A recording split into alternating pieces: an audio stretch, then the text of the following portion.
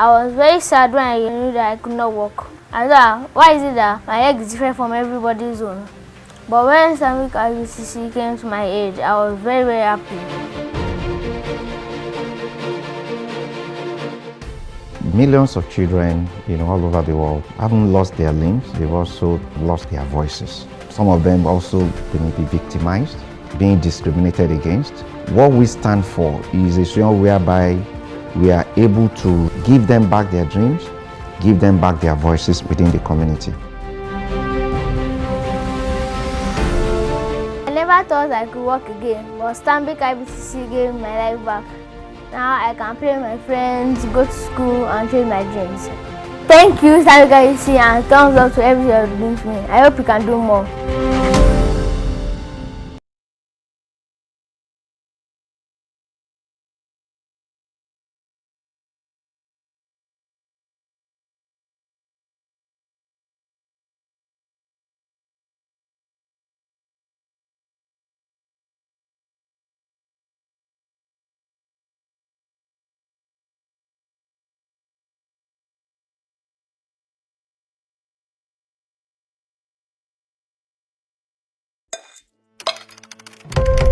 Hey, stand up! Hand over your money to me right now! Hey guys, Mr. K here. Nowadays, criminals hardly attack you physically when they want to steal your money.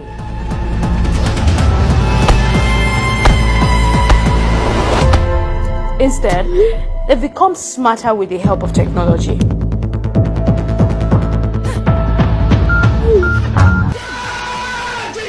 So to ensure all of that doesn't happen to you, Stanbic IBTC hosted a webinar session titled How Secure Are You Online? And guys, one of the points raised is always use unique passwords on all of your accounts. Also, let not overshare your account details on social media.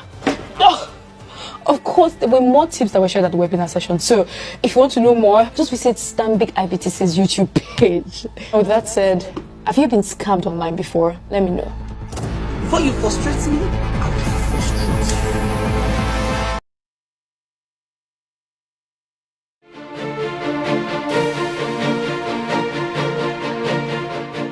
I was very sad when I knew that I could not walk. I thought, why is it that my leg is different from everybody's own?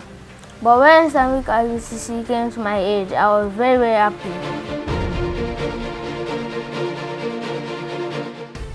Millions of children, all over the world haven't lost their limbs, they've also lost their voices. Some of them also they may be victimized, being discriminated against. What we stand for is a situation whereby we are able to give them back their dreams, give them back their voices within the community. I never thought I could walk again, but Stanbic IBCC gave me my life back. Now I can play with my friends, go to school, and chase my dreams. Thank you, Stanbic IBCC, and thumbs up to everything you're doing for me. I hope you can do more.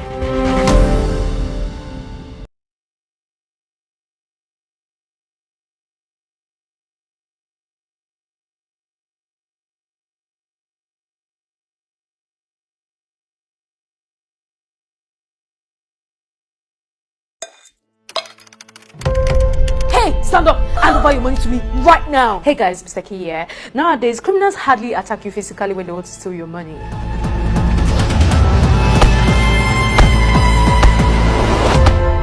Instead, they've become smarter with the help of technology.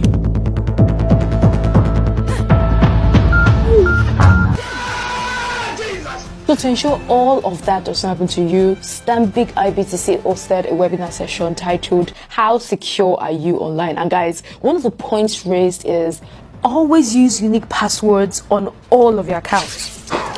Also, let not overshare your account details on social media.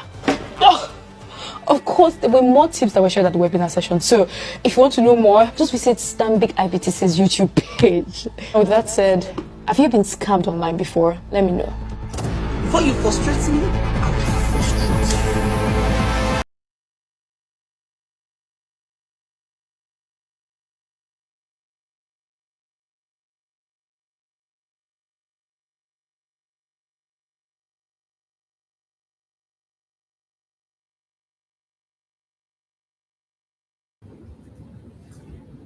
Hello, everyone. Good afternoon, and welcome to the Cybersecurity webinar titled Data Breach and Prevention. It's a pleasure to have you all on here this afternoon, and we are grateful that you are here. I am Aditya Adini G, and I will be moderating the session today. I am a data, channels, and platform marketing support at Stanbic IBTC. Great, it's lovely to see many people. Like I see that people are already engaging, and I am really happy that we're all here. So please feel free, introduce yourself. Where are you chatting from right now? Please let us know. I'm at the Stanbic IBTC office in Victoria Island today. So please tell me, where are you chatting from? Please share with us. Let's know. Let's know. Where are you? I'm in Lagos. I'm Victoria Island, Lagos. I have been to quite a number of states in Nigeria actually. I've been to Enugu recently. I've been to Kaduna. So please let me know where you're chatting in from. It would be great to just know that there are other people, not just in Lagos, that are here. I can see someone say thank you, Sam KFC. Thank you so much. Okay, Oyekola Oyekunle is from Lagos too. Great, great. Thank you. Thank you all so much. Please keep it coming. I want to know where you're chatting from. Additional Solowa shares from Lagos. Oh, great. Um, Lagos Edigbo. Victoria is from Lekki, Lagos, Ilupeju. Oh, we have so many people actually in Lagos here. This is awesome. I don't know. This is Uyo. Great. In Ikeja. And Anastasia is also from Lagos. There's Crawley, UK. Oh, wow. Nice to know that we have people not just from Nigeria on the call today. Great. Thank you all so much. Nine Mobile Lagos. Okay. We have King Douglas is from Ikoyi, Lagos. That's awesome. That's awesome. From the coast city, I think the coast city is Enugu, I believe, because I was there recently. Agege, Lagos. Tunji is from Ibadan. I can see Songo Ota. I can see Davida from Lekki, from the UK, Lagos. Okay, the comment section is really buzzing. Now, Port Harcourt. Wait, I've actually never been to Port Harcourt before. I hope to be there soon. Manchester, UK. We have Victoria Island, Lagos. Great, great. Keep it coming, guys. Thank you all so much. Agbara, that's Ogun State. Great. Nice to meet you. Nice. Hi, Adekunle. I can see Ikeja, Lagos, Victoria Island. Yesterday from Lagos Island. Great. Ilupeju. Great, great. Thank you all so much, guys. So while we are introducing ourselves and telling us where we're chatting from, please, I just want us to ask some few questions. Just let's introduce ourselves. So one question I'll be asking is, what is your favorite social media platform and why? Right? I want to know what your favorite social media platform is and why do you like it. I'll go first. I prefer Twitter because even though I like taking pictures, I don't really like posting my pictures. So something to read is more of my preferred social media platform. So I prefer Twitter. I don't know what you prefer. Please let me know. What is your favorite social media platform and why do you? Paul Opara said you didn't recognize me. Oh my god, I'm so sorry. I probably missed that. Paul from Lekki. Hi. Nice to meet you. Please let me know. Okay, someone says Facebook. I'm tempted to say that people that like Facebook are the older generation, but let me not say that. But someone says WhatsApp. Lovely. That means you're just a messaging person then. Twitter because it's more interactive. Thank you. That's my person. It's like WhatsApp is easier to just chat and leave. Yes, I agree. Of says Twitter. Great. I can see that. You said Twitter is your favorite, but you're chatting from LinkedIn. Which I'm guessing you're at work. So Twitter and LinkedIn. Great, great. Nice to meet you too. Okay, so let me know what is your favorite social media platform. Let's keep it coming, guys. TikTok. That's actually different. Yes, I actually didn't even think of TikTok actually. WhatsApp is easy to access. Great. Hi, Windamola from Igomu. Someone says I prefer Instagram because the interesting gist from all other platforms enter there, but the gist enters late. So I still say Twitter. Well, yes, X. Oh, actually, Twitter is now X. So actually, yes, that is correct actually. So I would say X then is my preferred social media platform. Paul says LinkedIn and Instagram. Arinze says Twitter for the short messages and the percentage of intellectuals. Because there are intellectuals on Twitter. Someone says YouTube. Oh my god, I was going to that, but okay, since you've mentioned it already, YouTube. Someone says WhatsApp and LinkedIn. Twitter easily exposes some ideology and the jokes are so funny in crazy way. I agree. there's so much on Twitter that if you keep following it, you probably might not even do any work. It's so much fun on Twitter. Great, nice to meet that we are warming up to ourselves. Okay, let me ask another question. So this is a data breach and data cybersecurity webinar. So I want to ask, have you ever been hacked? Or do you know someone that has been hacked? Or maybe there was an attempt to be hacked? Please, if you know of anyone, please share in the comment section. Let me read out. I mean, I've heard of someone before that was lost a phone and was trying to, retrieve it, and someone says, oh, okay, just fill this link and input your details, input your Apple ID, input this, that, and we'll get back to you. And the person was like, why do I need to input my sensitive data into this for you to help me retrieve my phone? So please let me know, do you know someone that has been hacked before? Hey, so Daniel Lewis also said he's hacked me before. Oh wow, please share your experience. We want to learn from you, and hopefully, Wise Money was recently hacked. Oh wow. Yes, I think I saw that actually on Instagram. These are serious. It's common to Facebook, LinkedIn, and Threads. I've never been hacked before because I know it's fixed. Okay, smarty. Okay, Paul. Paul is smart. Yes, I downloaded the file online and my laptop was locked completely. Oh wow, that is issue. Okay, Chijoke says nobody mentioned Snapchat. That's true. I didn't even remember Snapchat, to be frank, as a social media platform. So someone says that he downloaded the file online and his laptop was locked completely. That is serious, and I hope that I will know that for my colleagues to answer. What kind of file could laptop completely? Please, does anybody have any other example that we can share before I ask one more question and I introduce my speakers? Please share with us. Let's get familiar. It has been buzzing all through. All right, there I can't see any comments right now. So the last question I want to ask is your favorite music streaming platform? For myself, I use Apple Music and YouTube. YouTube has a large library. There's nothing you want. Movies, music, devotionals, name it. It's a lot on YouTube. So I really like YouTube and Apple Music for that. Please share in the comment sections what you like. Someone tries to hack his Instagram or WhatsApp account. On both occasions, they share the link and they ask me to click the link and write an OTP. That is serious. That is serious engineering. Because for them to have sent you a link to share an OTP, they probably thought you would have fallen for it. Glad you didn't fall for it. Paul says that someone once hacked his Facebook account and changed his profile pic. Wow, but forgot to change his password. Great. Thank God you were able to get that back. Oh, people are answering their music platforms. I can see Spotify. I can see YouTube Music, Spotify. Someone said they use Spotify because it's cheap. Well, I honestly can't relate. I've always used Apple Music, so I've never used Spotify, so I can't even compare. I know there's Deezer too, there's Spotify. What else? Okay, there's someone says Boom. Yes, Boom Play and YouTube. Yes, Apple Music. Great. King Douglas and I we are teammates because we use Apple Music together. Spotify and YouTube. Great, great, great. I can see that everyone here is bubbling. And I think that we have more of the younger generation on here. I mean, I'm hoping that it's more of the younger generation on here. So I'll introduce my speakers now. At Stanbic IBTC, safety is our core watchword, and we want to make sure that our customers and even the public at large are armed with knowledge that will help them wherever they find themselves. And I'll be introducing my speakers now. Kingsley, please introduce yourself. Thank you so much, Tutu. Good afternoon. Good afternoon, everyone who is able to join us on this edition of Stanbic IBTC Bleed Talks.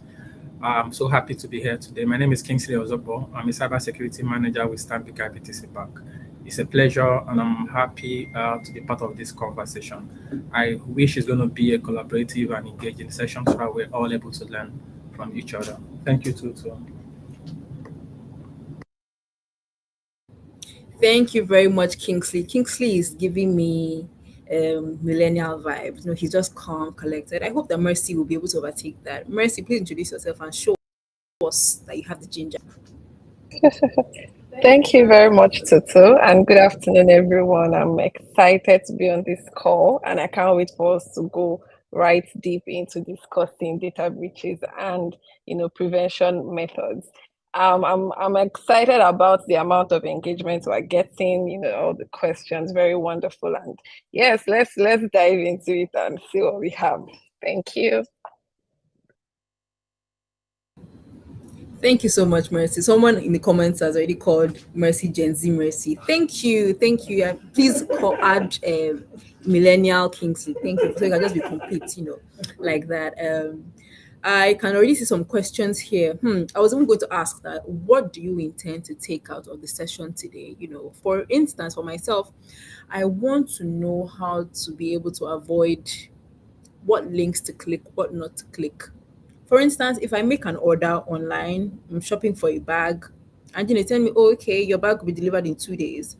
And I receive another email and say, oh, hi Adetutu, your package will be delivered soon. Please click this link and enter your details and this, and we'll get back to you. How should I know that I should not worry about such a link? Why shouldn't I click on that link? I mean, I'm really interested as to why I should know what to click and what not to click. Great. It would be awesome to read from you guys. Please leave your questions in the comment section. I can already see some, and I'm noting them already, such that when it's time for my colleagues to answer, they would answer. Please share your questions for us. I hope that you are in for a ride, and I promise you that we will not disappoint. Right about now, my colleague Kingsley would be presenting now data breach and prevention, and we have you guys here. Thank you. Thank you so much, Tutu. And I really like the conversation that is going on the side. The chat is really cracking me up. Again, so happy to be here today. It's my pleasure. We'll just move straight into the conversations of the day. And I'm hoping that we're able to have a lot of takeaways from here. Not takeaway food anyway, but key takeaways from today's conversation. We want to be able to hear from you. I want to be able to learn from you. I know for us, in Stanbic IBTC, our people matter to us, whether it's our employees, our clients, or our customers.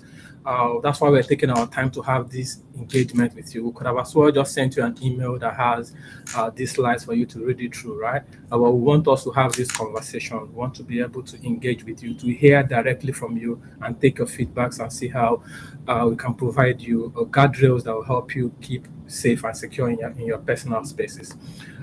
Today, the agenda will be focusing on 6 items, and the first of them will try to explain what a personal data is.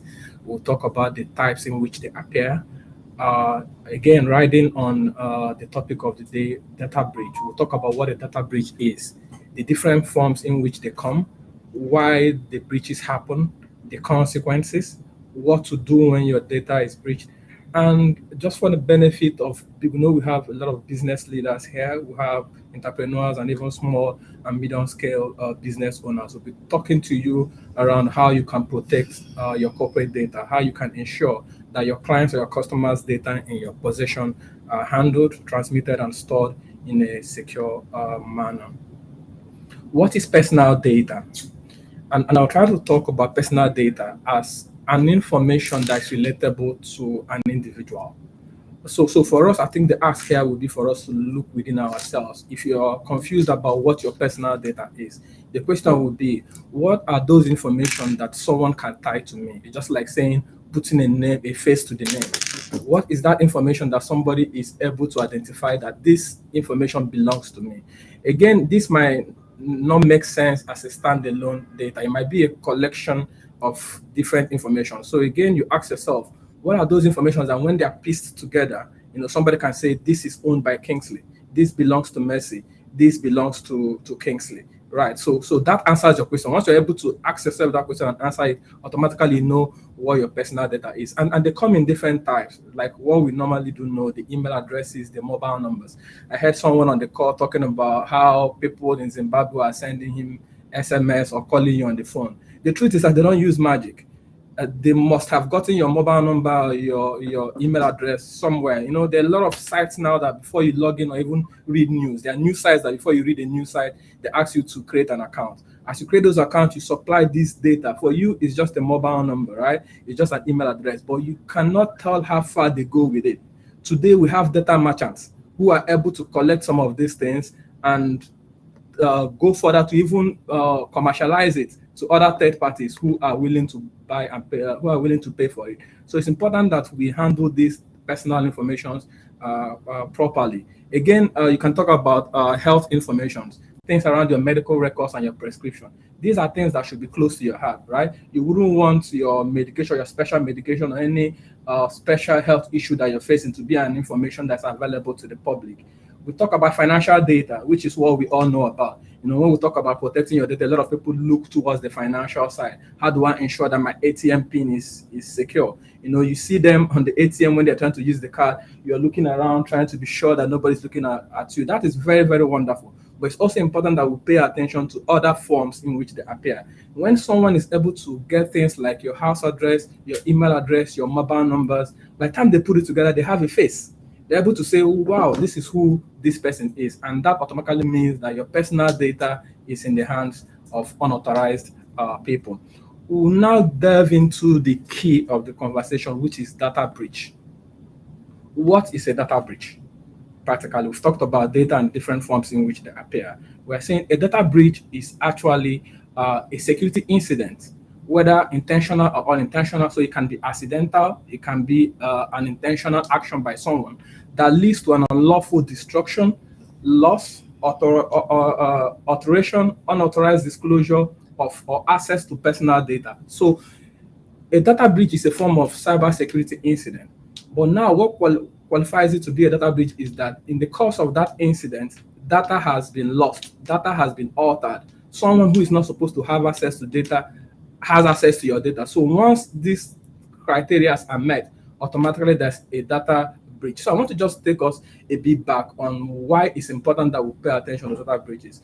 According to DataGuard, the report from 2022, we are at about $4.5 million average for the cost of a data breach globally. So that means that we stand a chance of losing about $4.5 million each time your organizational data is breached.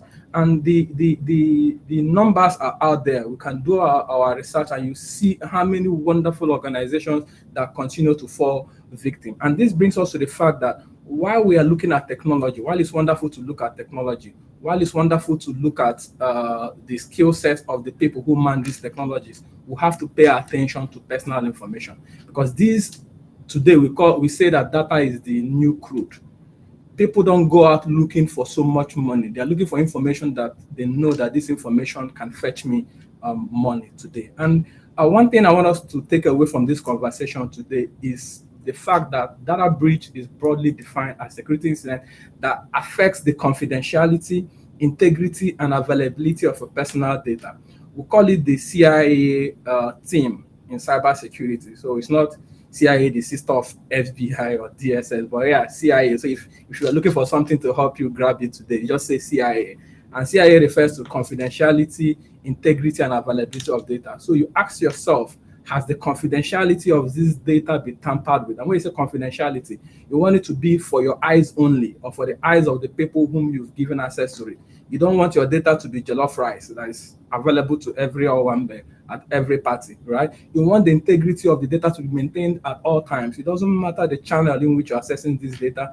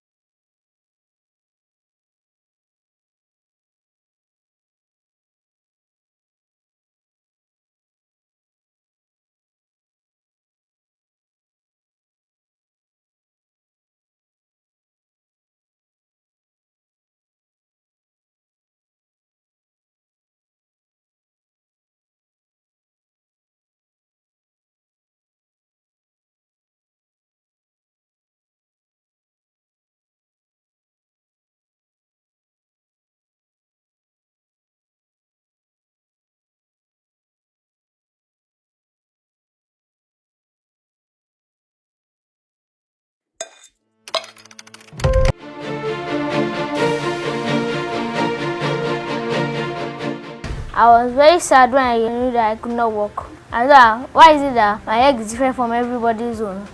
But when Islamic IBCC came to my age, I was very, very happy. Millions of children, all over the world haven't lost their limbs, they've also lost their voices. Some of them also they may be victimized, being discriminated against.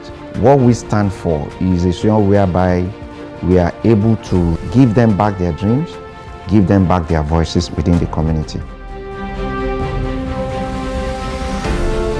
I never thought I could walk again, but Stanbic IBTC gave me my life back. Now I can.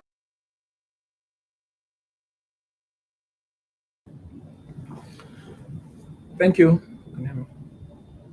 Yeah, thank you, everyone. Sorry, apologies. There was a little glitch with the slides, but I think we can move.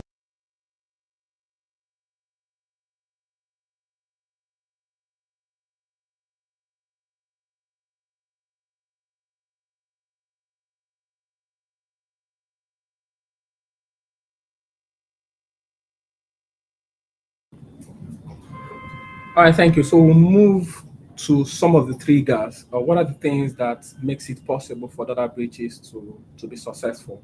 What are those causes of data breach? So we've talked about what a data breach is. We've looked at the different forms in which they come. And the first one here is very critical, and this is one of the reasons why we thought it wise to ensure that we have this engagement with ourselves, and that is the human factor. I've talked about the fact that irrespective of the enormous amount of money that continues to be invested in technology, irrespective of the wonderful skilled people that we have in cybersecurity, you and I, the human factor continues to be the greatest threat to the greatest trigger to data breaches. And here we're saying that 95% of all cybersecurity incidents are actually caused by human actions, whether intentionally or unintentionally. And what are the ways that human beings contribute to the data breaches? The first here, it looks simple, but this is not simple, and that is using weak passwords.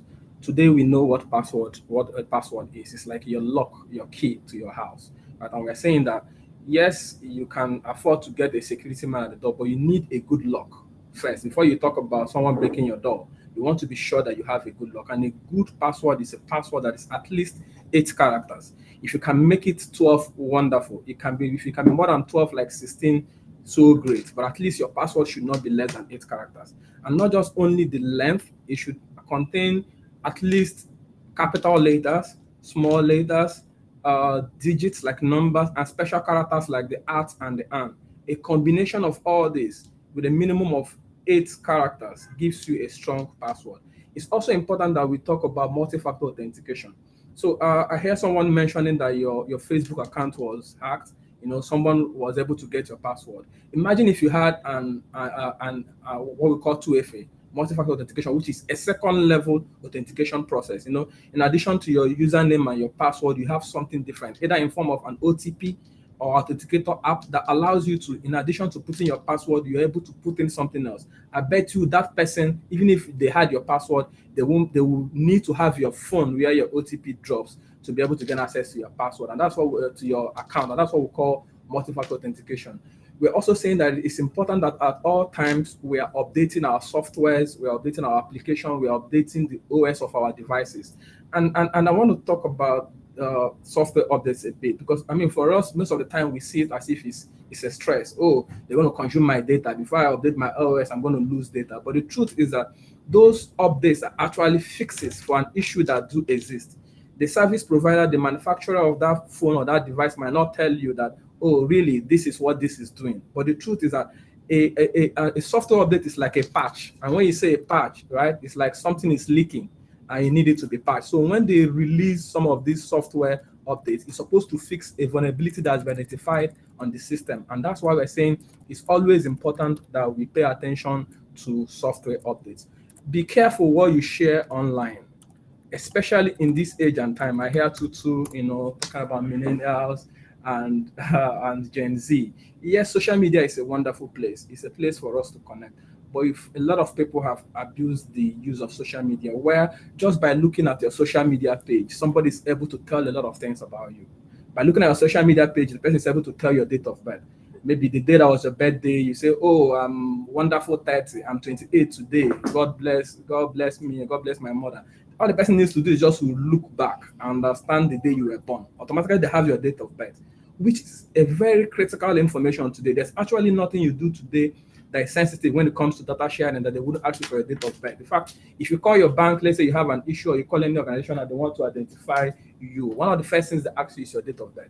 Then imagine somebody going to your page and seeing your date of birth, knowing where you live, knowing your house address. Those are kind of things that we're saying, let's be a bit careful on the type of information that we're able to share online. Social engineering is another key trigger. And I'll explain what social engineering is. It's like a tactics or a style where somebody tries to trick you, to provide sensitive information or to take an action that is illegitimate. And let me touch a bit on this. The truth is that today it takes a lot of resources, it takes a lot of skill set to breach an organization or even to hack the world, to hack a system. You need to have the right skill set. You need to have the money, to set up these infrastructures that are required. So it's just like saying you have a house and somebody is looking to come and rob you. Why would they be worrying about, gathering all the squad, coming in the night with bulletproof cars to come and shoot everybody and enter your house? Or why would they be worrying about getting the bulldozer to come and bulldoze your gates when they can actually look for one of your domestic staff? Let's say your cook or your gardener, convince him, talk to him to think that he's doing the right thing. Maybe even if it's not that he's doing the right thing, maybe find a way to induce him with money to open the door for them. So they come in, despite the security, the armed security that you have at the gate, they're able to come in quietly in the daytime without anybody noticing them, because you're thinking they are legitimate people. Your gardener has access to come into your house every time. So they just talk to him, tell him where he needs to go, right? And he just gets to the house and gets them what they need. That way, they don't need to invest money in coming at night, to come and shoot gun and disperse everybody in order to steal your valuable item. And that's what social engineers do. I also heard someone talking about receiving emails, what we refer to today as spam emails, asking you to download or click. This is what we refer to as phishing in cybersecurity. And phishing, just like the word says, apart from the fact that it starts with a P and a H, it's just like fishing, like a fisherman, right? You go to the sea, you have your big net, you throw it in the sea, and you're able to catch fish. You don't want to know what type of fish, whether it's crayfish, croaker, or whatever. You're able to catch it and you go home with it. They have gone a step further, which is what we refer to as spear fishing. And again, I don't know if you've seen movies or Discovery channels where you see fishermen use something like a spear. They are specific. They know the fish. Oh, this fish is coming. This fish is this big, and they use a spear. They're only going for one target. Now, these malicious players have found a way to identify their targets, right? So they know you, they know where you work, they know the type of thing that excites you, they know you like life, you like traveling, so they are coming to you with free vacation. They know you are the type, for example, you work in the bank where you receive instructions from your clients to perform an operational task. They know that this is who you are, so they are not just randomly sending you an email. So when they come to you, they sound so convincing. You're worried. They say, you feel like this person knows you, and that's just what they want. They want you to feel like they know you, so that they're able to get your attention and get you to do some of these things that they want you to do. Again, we've talked about. We're going to talk about malware, and I also riding on some of the comments that we got when we started this conversation. Someone saying he downloaded the file, clicked on it, and automatically you lose access to your system. Malwares are malicious softwares, or what we call applications, that infect your systems. It can come in form of an attachment via email. It can come in form of a link or a page and says, click here to win your reward. The moment you click on that link, the next thing you're going to see that you've automatically downloaded the malware. And most of the time, they don't take action immediately. So you're thinking that the moment you clicked it is the moment it's going to kick in. No, sometimes they are like spyware, just the word spy, right? They're able to sit on your system, and those are even very more dangerous than the ones that lock up your system. The malicious application is able to sit on your device and take all your keystrokes. So imagine you have a malicious application sitting on your laptop that looks at when you type all your password, you go to your Gmail, you put your username and password, it takes it. You're able to do other things, and the application is seeing all your moves on your system. So whenever it wants to kick in and take an action, you'll be surprised how much damage it will do. So it's important. And these are some of the things that software updates help to mitigate. Like I mentioned earlier when I started off, right? Some of these software updates, device updates are actually fixes to mitigate malware, to mitigate the possibility of this malware, or what we call ransomware, getting infecting your system. And how does this really work? I've talked about the fact that they spy on your system, they delete your files, they encrypt your files and ask you for money. And that's what ransomware is, just like the word says ransom. Just like the security of our country, where kidnapping is see people coming to ask for ransom. That's actually how these malicious players work when it comes to malware. They encrypt your system. Either they ask you to pay some money, perform an action that is illegitimate before your confidential document. One area that is the security that we try to maintain around our device. Today, your mobile device bank, you can do so much more from your mobile devices. You can actually take a loan from your device. You can do a lot of, it's just like you're moving around with your wallet and your bank at the same time. So you can imagine when someone who has done some work, who has some information about you, is able to lay their hands on your devices. So it's important, just like the way you wouldn't keep your money open, let's say you have gold bar in your house. You wouldn't just leave it in an open place. It's important that we begin to pay attention on how we protect our mobile devices, how we try to keep it safe physically, and pay attention. So these are some of the things that we are hoping that if we're able to abide by some of these basic guardrails, there are wonderful ideas out there, technologies. Today we're talking about artificial intelligence. You're talking about robotics, but the truth is that the basics are always important. The basics are like the foundation. We are talking about the basic things that are actually not going to cost you money. These are just guardrails that if we're able to pay attention to it, we'll keep away the malicious players and make the world a better place. Thank you very much, Tutu. I think I've spoken a lot. I'm hoping that I've been able to communicate effectively with us. I'll just hand over back to Tutu to take us further. Yeah, thank you. As Kingsley was just speaking, he was just throwing subtle jabs at me, just giving him, because I called him millennial earlier. It's not fair, right? I mean, some things that I got from what he said, that you should not say your age too much so that people cannot roll back and be able to identify your age. Why should we not do that? Don't tell me what to do. Don't tell me what to do, Kingsley. Because I think that it's just an awesome thing. I mean, I'm young. Why can't I say my age, right? Just want to know my age. But yes, that is really valuable information, because if someone can immediately know, oh, this babe was born 1st January 1990, they can easily link many things to that. And because many people actually even use their date of birth for maybe their ATM pins or account passwords, and that's vital information I don't want to let out. So even though people would know your age, I just think that it's a good practice not to make sure that your date of birth is any of your account passwords or anything.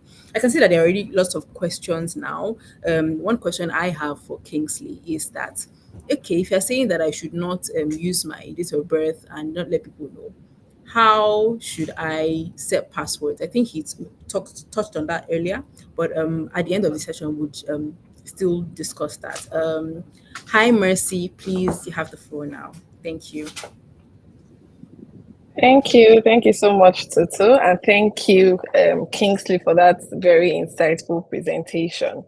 So we'll be speaking to consequences of data breaches right now. And the truth is, in this part of the world, right, for some of us, we are very concerned about money. If it's not a financial loss, I mean, why do I need to bother myself?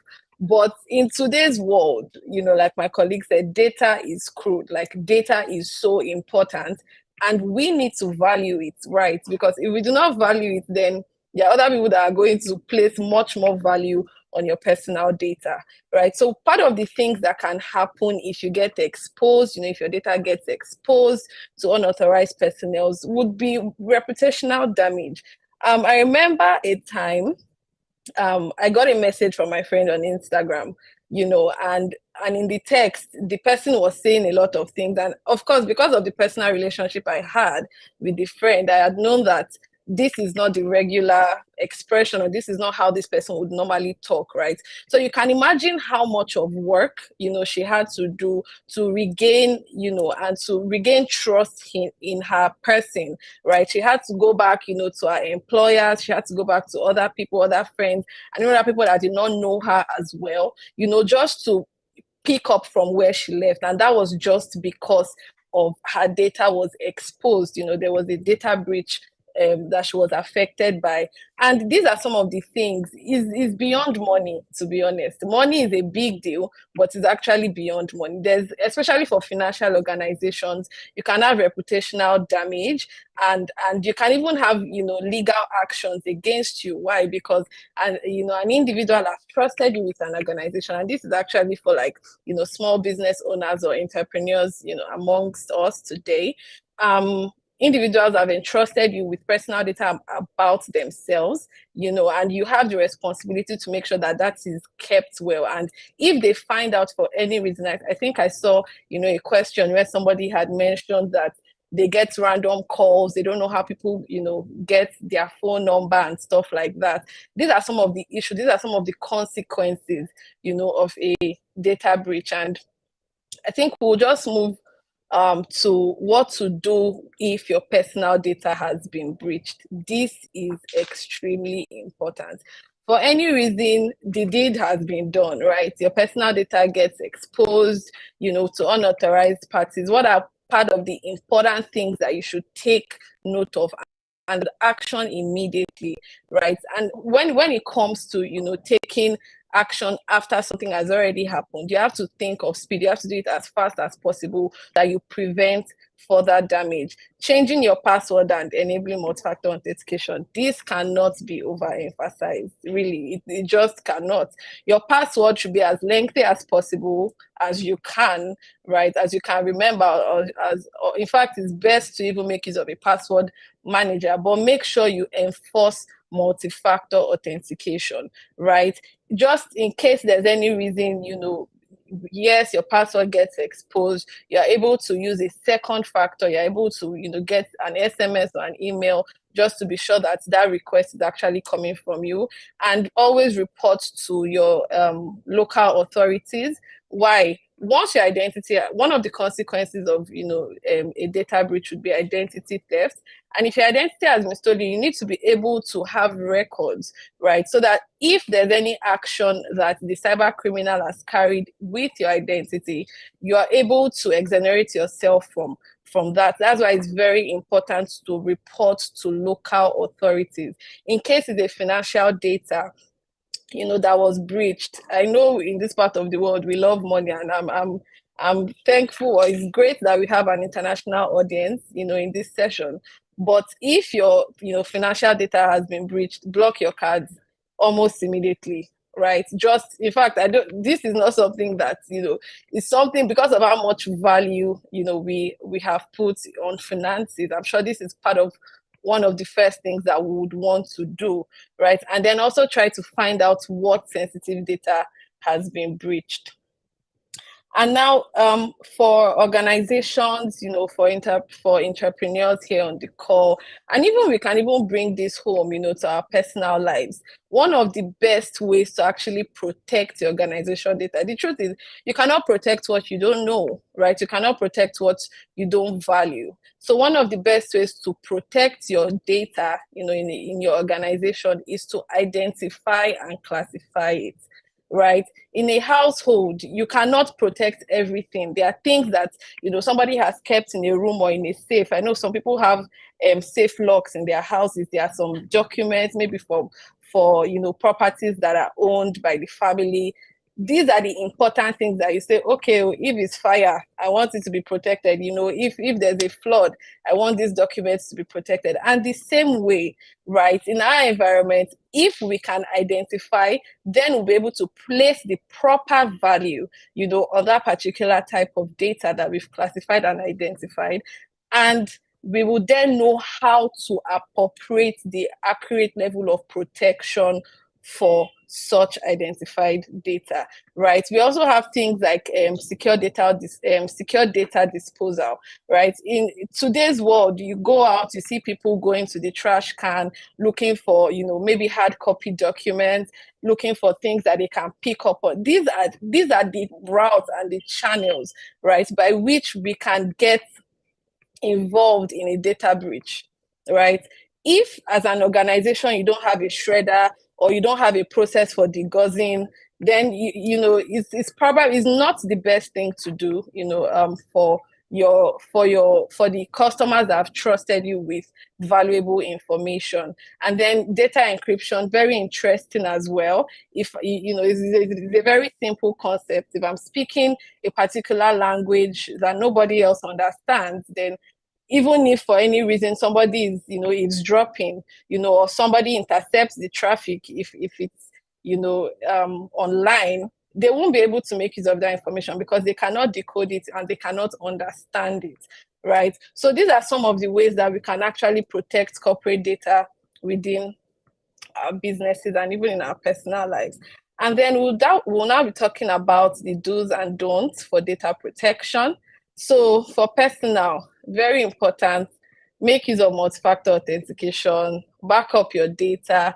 For the privacy terms and agreements, yes, it's not the easiest of things to do. But when you look at number one, maybe the type of application, right, that you're trying to use. So if you're using an application, maybe that is going to have access to your gallery, is going to have access to your pictures, you should be more careful. You should know what exactly am I agreeing to, right? Because if you're giving the application access to your camera, what are you, you're at risk of exposing more things, right, to third parties. So that's why it's very important to read and understand data privacy terms and agreements, right? Don't give out personal information through phone, email, or text.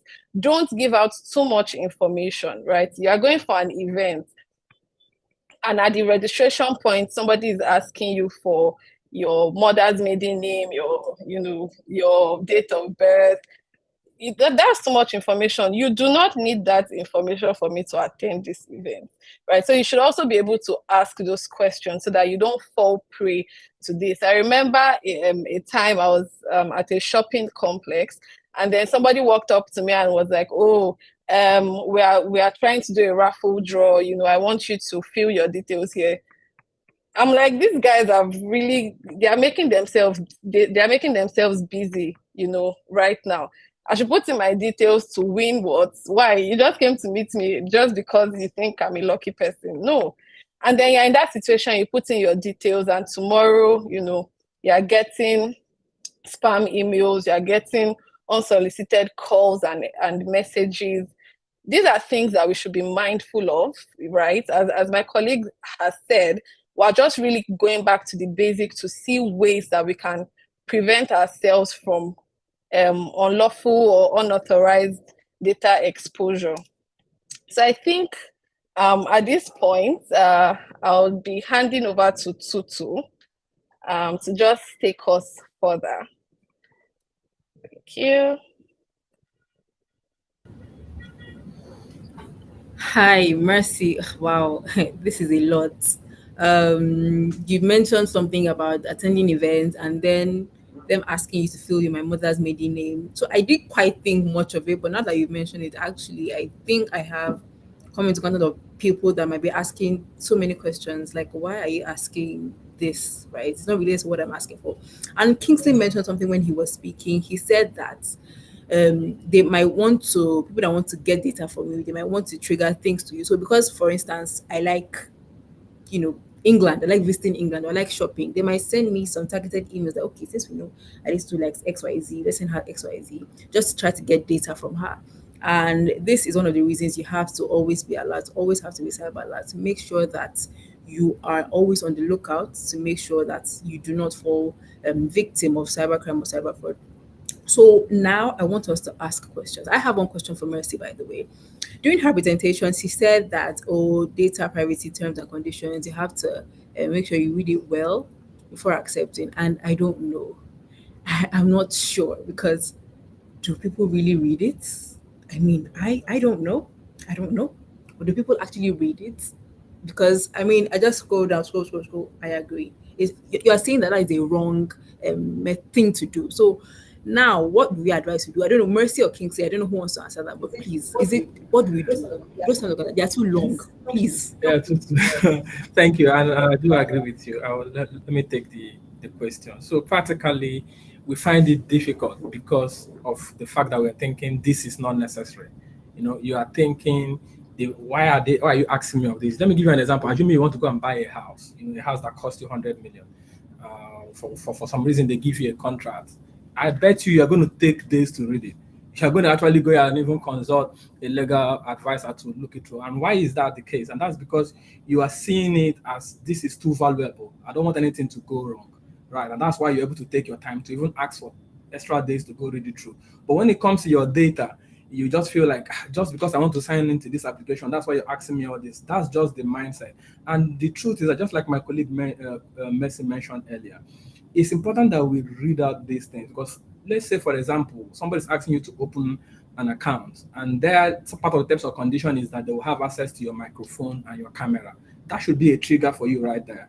I don't have any need for this. What I'm doing has no business. It's not as if I'm joining a remote session like Zoom or whatever other session that I need to join that needs my camera and my phone. Why are you requesting for my camera? So those are just some of the pointers. So for us, I think the answer would be, let's think along the lines that our data is important. Just the same way the money that would have used to buy a car or a house would have been important for us, to the extent that we would have taken time to read the terms and conditions. I think the moment we start shifting from seeing information and data as just something common to something valuable, we will find time. I bet you everybody finds time for what is important for them. And just all we need to do is just to take those things as important as possible, and we'll be able to read through. And in cases where it appears too complex or cumbersome, right, you can seek help. There are data privacy officers right there. There are legal practitioners right there who are also able to guide you and point you in the right direction. Thank you, Tutu. Great, thank you, Kingsley. That's just to tell us that we have to be extra cautious when we're accepting terms and conditions. Someone in the comments, Olawale Oloke Tuyi, I hope I got that correctly, asked a question. He says some sites won't allow you go unless you click on the accept cookies that pops on their site. How safe is this? Since one has no choice other than to click on the accept button in order to proceed. How do you advise when we say accept cookies or manage cookies? What am I to accept? What am I to decline? How do I do that? Yeah, thanks again, Tutu. And just to be clear, cookies are not really a bad thing. They're actually not malicious, right? Primarily, the intention for the application owner is for them to know what you do on their site. They want to know where you visit, where you click on their own site, just to help them get better or even engage you. So again, it comes to you being able to ask yourself the question: how important is this site that I want to visit, that I want them to know where I'm going to? Yes, some of them make it compulsory, like you have to accept before you go forward. But I think the right answer would be for you to first, just like we're talking about data classification identification, you need to know in this site if this is a transactional site. For example, I'll find it strange if a bank's mobile application site asks you to accept cookies before accessing it. That would be really strange, because that means that you want to see where I go, and I really doubt that happens.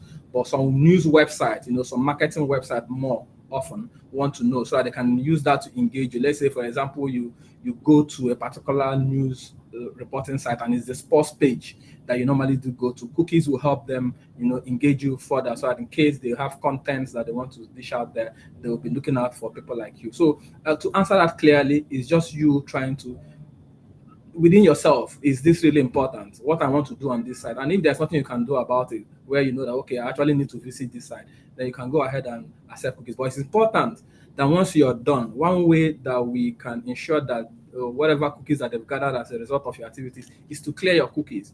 Whether it's on your mobile device or on your laptop, there's an option for you to go back and delete all cookies and temporary files. That ensures that at the point when you are done, that cookies does not still remain and be gathering information from your browser. So yes, if you don't have any other option, accept the cookies. But once you're done, please go back and delete your cookies. We can provide some context on the chat on how to go about deleting cookies on your browsers as we move forward. Thank you.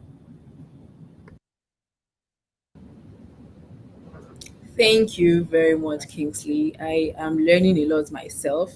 There's another question in the chat from Joseph Inimigba. I'm trying to scroll to, yes, Joseph Inimigba. He says that I'm trying to get the question now.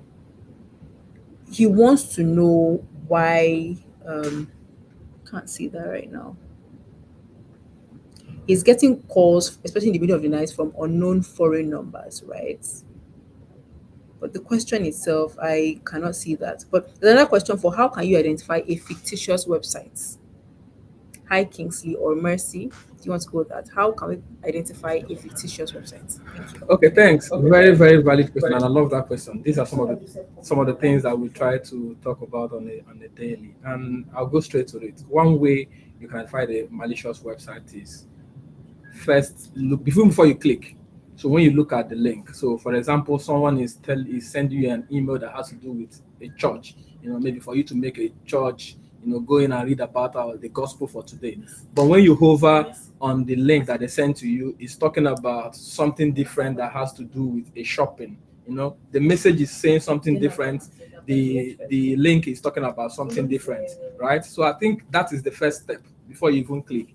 Again, that's what we refer to as the HTTPS site and HTTP. HTTPS means that the site is secure. Most of the time you see it with a padlock. So maybe you can even look at your browser if you are logging in from a browser today. The URL that we're using or the link that we're using to access this session today has a padlock. That automatically just gives you the idea that this site is secure. It's important that you ensure that, yes, while it's allowed that you can access a site that is HTTP, but once it's a transactional site or a site that requires you to put in your personal information, you must ensure that it's HTTPS. That's you look at just like you have www.abc.com, you will see the HTTPS as a prefix to the URL, and by the time you launch it on your browser, you should be able to see the padlock sign. Any site that does not have the padlock sign and it needs you to put in your personal information, your card details, or perform a transaction, that is a no-no. Right. I think these are one or two valid ways that we can identify malicious sites as well. Thank you, Tutu.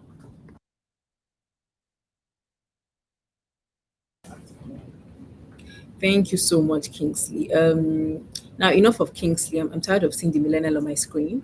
I want to see the Gen Z. So Mercy, I want to ask a question. There's a question from Fola Shadia Konde. She's asking, how do I prevent getting scammed? I know that the question is like an umbrella question, but just give us some tips. How do I prevent getting scammed? Thank you. Okay, thank you, Tutu. And about that question of getting scammed, I think the most important thing is number one, anything that seems too good to be true, right?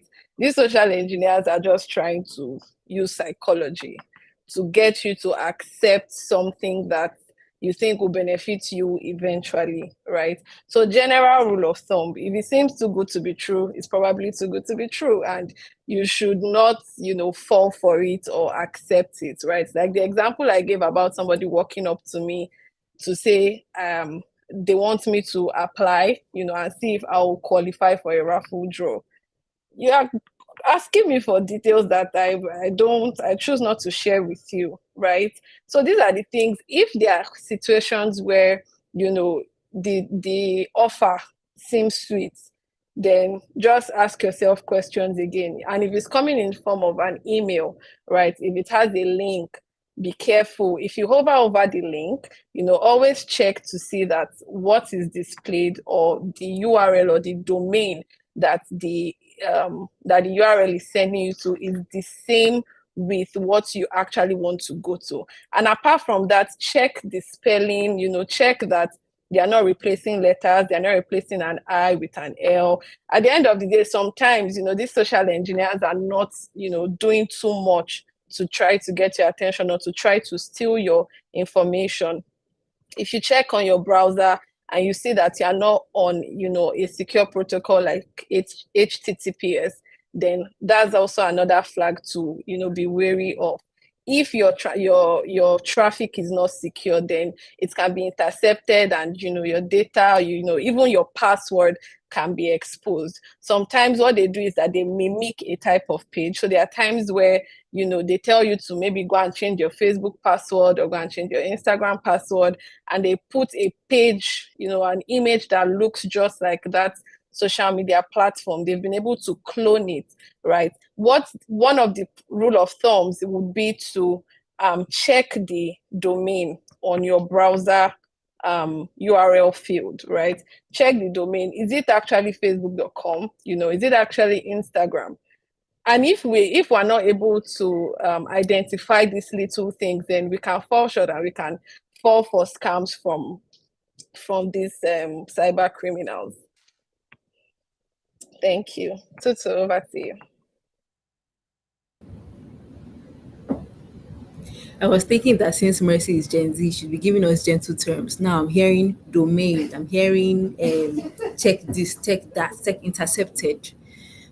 I didn't study tech. I don't understand all of these, but I hope you understand what she's saying. Really, just make sure that the data people can hack into your data and devices. I have one question here. I think Kingsley will take that. Someone was asking that is it possible that if you just pick a call from a scammer, would that be enough for them to hack into your phone and possibly your account? I think I have an answer to that. I don't know. Just respond to me. I know that maybe voice engineering. I think maybe they can use my voice to hack into. Please correct. Okay, thanks. While that is very, very unlikely, but I'll give a scenario where that is possible. So when we talk about multi-factor authentication, that's 2FA, right? It comes in different forms. There are people that have selected that, in addition to my password, send me an OTP. There are also systems that allow you to say, in addition to my password, call me.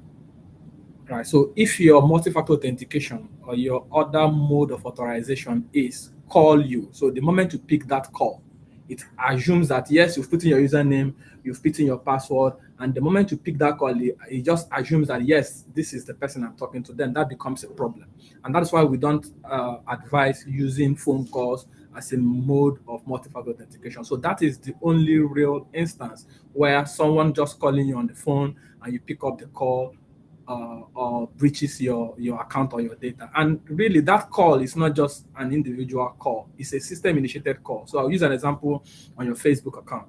You have people who they've gone in to your account, they have your username and your password, and for some reason they've been able to change. They know that OTP will not work because if they put it in OTP, that means that they will have to find a way to convince you to share the message that you received with them, and you're able to know that this is a malicious action.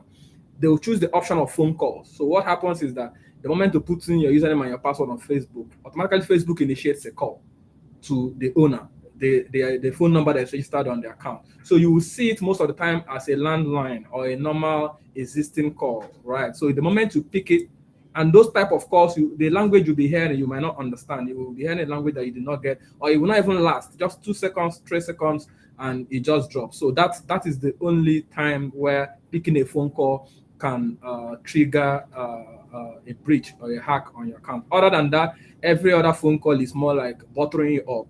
Okay, you see the number, you believe that you know the number. Next time they will not make a request, you wouldn't see the number as strange. So I think that would be my answer for that. Yeah. Thank you, Tutu.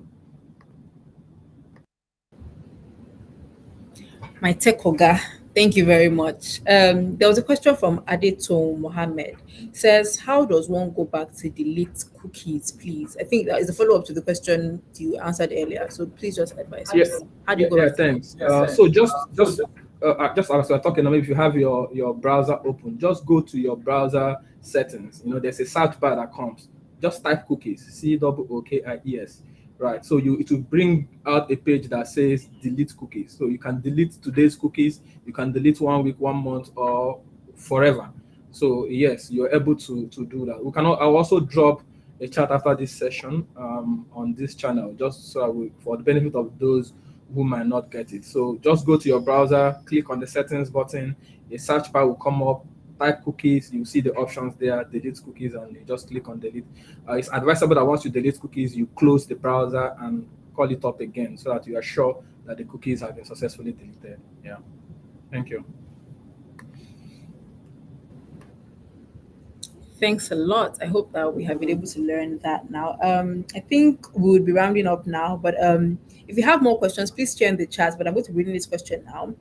Alter Ego Technicolor says, "Do calls from foreign numbers pose a threat to your information on mobile?" I think someone earlier in the chat had mentioned that they were getting calls from Zimbabwe, or other countries like that. So, would that be any threat to us?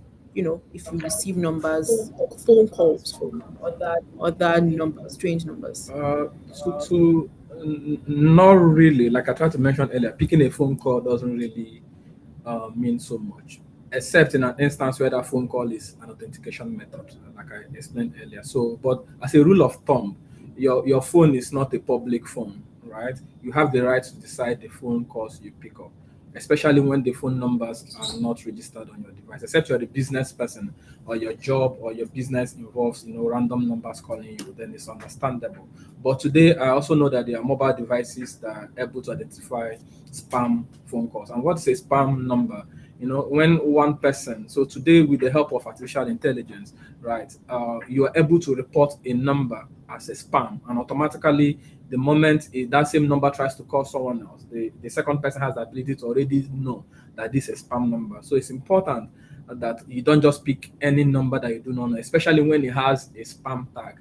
And as a rule of thumb, any number that you confirm, let's say, for example, you even make a mistake to pick up the call, please report that number as a spam. What it does is that it helps others.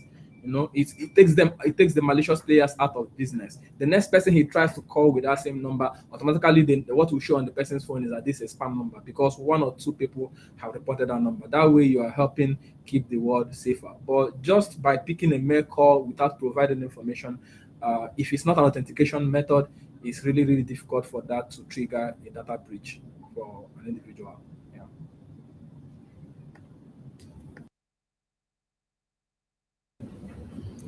Thank you so much, Kingsley. It has been lovely to connect with the audience. I hope that we have all learned a lot today. If you have any more inquiries, please send an email to callme at stanbicibtc.com, or call 0700 909 909 909. That's the Stanbic IBTC customer care number. It would be lovely to have your inquiries. Thank you all so much for joining us this afternoon, and have a lovely day. Thank you. Hey, stand up! Hand over your